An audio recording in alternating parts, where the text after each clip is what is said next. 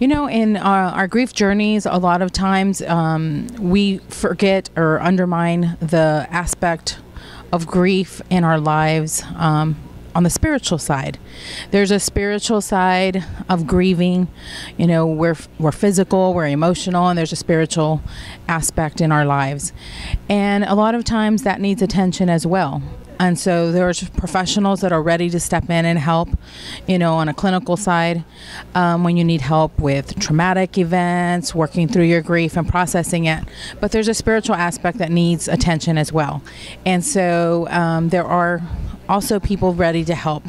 There are chaplains, there are spiritual support, spiritual care that will help you in pondering those issues, that come up after a loss.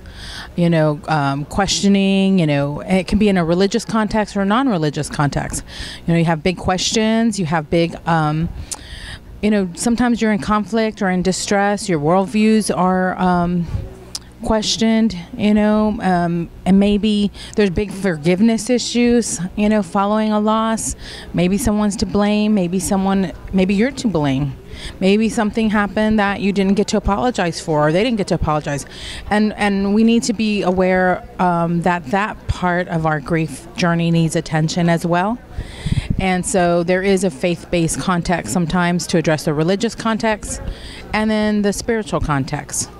So it's important to consider the holistic perspective of grieving and the spiritual context as well, and not overlook that, and where clinicians can work hand in hand with chaplains, pastoral care, clergy of different faith traditions, and refer back and forth, and they can work hand in hand to support an individual, so that way the whole person is healed in that grief journey.